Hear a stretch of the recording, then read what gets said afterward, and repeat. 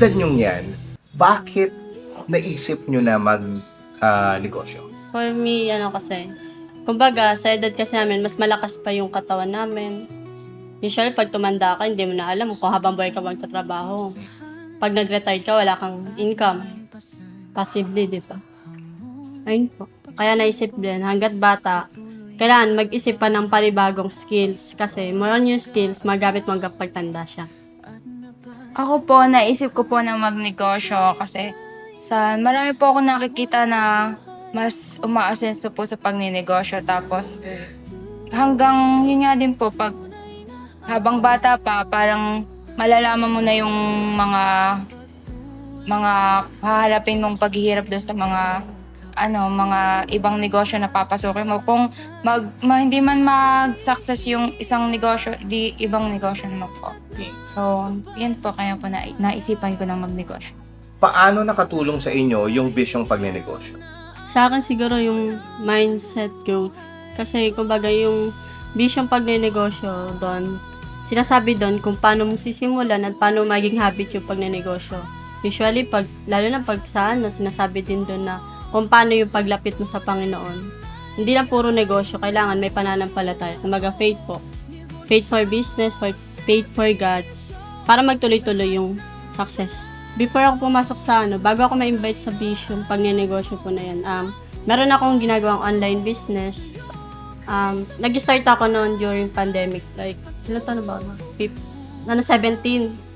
Senior high school ako. And then, graduate ako 2024. Start lang ako. Ayun yung naging ko siya, sandalan. Parang financial ko siya hanggang sa makagraduate ako ng senior high. And nung pumasok ako sa bisyo, parang mas lumalim pa yung kaalaman ko. Kung paano yung pagnenegosyo, paano yung pamamalakad. Income, yung marketings na sinasabi po ni Doc Benji na kailangan may paraan para may pattern siya para maging successful yung business.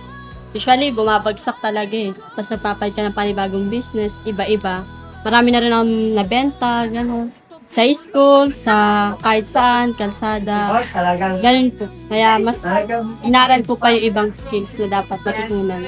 Especially sa vision pagnenegosyo. Tuluturo ni Doc Benji. Sa ngayon po, tuloy-tuloy pa rin yung online, and then nag-aaral pa ng ibang skills. And ngayon, nagkaroon ako ng salsa store na nakatulog din po sa akin. Ayun. Etong online, paano nito? Anong process ng online? Like, mga damit po, posting lang. Posting, tuloy-tuloy hanggang sa may bumenta, ganun. Floating, Okay. iba-ibang gamit. Iba-ibang So, kumbaga, nagla-live ka din, live selling. Yes po, usually sa TikTok. Kaso, nawala rin minsan yung consistent, kaya parang bumababa. Ikaw ba, nag-online ka rin? Mhm. Anong business mo naman ang Affiliate pinasok? po. Affiliate lang po sa TikTok. TikTok affiliate ka. Okay. Ano naman ang mga product? Kung ano-ano na lang po. Kung ano-anong product? Kung ano yung meron ka? Opo, yung mga in-order ko po, i-video ko po. Tapos yung mag-post na po ako dun sa nabili ko na yan. Totoo ba na karamihan sa mga affiliate talagang kumikita? Opo, karamihan po talaga, laki nga po ng kita po dun sa affiliate. Parang mababawi mo po yung binili mo po na product sa TikTok po. Tapos parang ilang peraso lang na binili po dun sa link na shinare nyo po, mababawi mo na po yung binili nyo na ginastos dun sa binili. Okay. Paano nyo naman isi-share sa inyong mga millennials o yung mga kaedad nyo itong bisyong pagnenegosyo? Wag na po kayo magdalawang isip na makinig sa bisyo kasi yung bisyo na to is good for you na paano mo maitayo yung business mo, paano ka mag-uumpisa mag-business. Makikinig ka lang naman walang masamang makinig. Makinig, i-adapt yung dapat sinasabi para sa successful nyo din po. As a young generation, kailangan nyo matutunan lahat ng bagay, lahat ng paghihirap, umpisa at roller coaster road. Ganun po.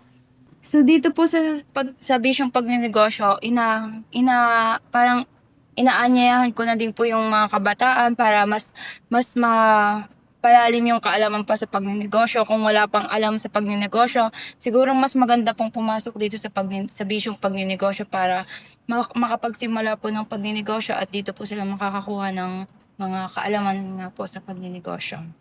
Maganda pong marami pong maiituro yung bisyong pagninegosyo po sa mga kabataan na gusto pong magsimula na po ng negosyo. So, thank you so much sa inyong dalawa. At do you have any message? For me sa kabataan ngayon, kung ano yung bisyo na masama, dapat iwasan. At doon tayo sa nakabuti. Para pagtanda, hindi tayo mahirapan kung paano kumita at paano yung... nasa uli kasi ang pagsisisi usually. Kapag ka tumanda ka, dapat ginawa mo na bata pa lang. So ngayon, as a young man, dapat gawin mo na siya ngayon. Huwag ka lang bukas kasi oras sayang. Nasayang yung oras, hindi mo na mababalik pa. Ayun lang po. Ayan. One more question. Gaano kahirap mag-decide na mag-put up ng business? Sa umpisa ha? Kasi parang sugal ito di ba? Mahirap siya usually kasi mag-iisip ka ng ibang paraan paano ka kukuha ng puhunan, saan ka mangutang, paano, kung parang magdadaf ka na, mabenta ba to? Like, bebenta ba or lalago pa? Pero usually, ang inisip ko lang, for me lang naman, na think positive always para kung hindi mo bumenta, at least you try your best, try until you succeed. Ganun po. Ang ano ko na lang po sa mga kabataan, sa mga tao din po, mas mabuting siguro po kung wala silang hanap buhay, siguro mas magandang magsimula ng negosyo kahit hindi sigurado sa kalalabasan, may doon din pong nalulugi. Pero karamihan po talaga na kailangan talaga na sumugal ka para sa buhay niyo din po, kung magiging success or what, basta sinubukan niyo po. Papasalamat po kay Doc Benji. Salamat din sa nanay ko na nag-imbita sa akin at sa nag-imbita pa nag-imbita. Kumbaga, kinakalat niya yung words of wisdom ni Doc na pinapalaganap niya kapag may gatherings. Thank you, Doc, kasi binigyan niyo kami ng pagkakataon para mabuhayan yung sarili namin, lalo na pagka nasa pinakamahirap na sitwasyon. Thank you rin po sa lahat. Ayun na po. Nagpapasalamat po ako kay Doc Benji na siya po yung naggabay po sa amin, nagtuturo ng mga about po sa negosyo, hindi lang po sa negosyo, nag-share din po ng words of God. Tapos siya din po yung parang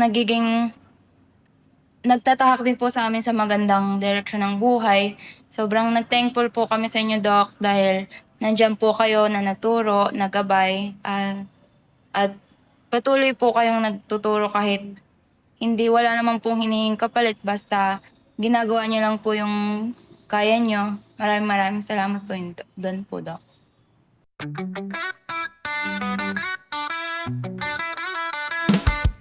Ano nga pa yung tanong? Oo. Ulit yung tanong. Anong sasagot ko Parang doon na umiikot yung utak. Mamagnet ka na. Parang yung utak ko yun na din yung sinasag. Ayan na yung sagot ko. Sabi niya na pala. Nasabi niya na nga po lahat. Inubos niya na po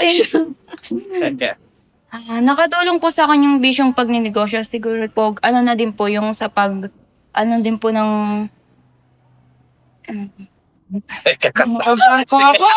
Ulit.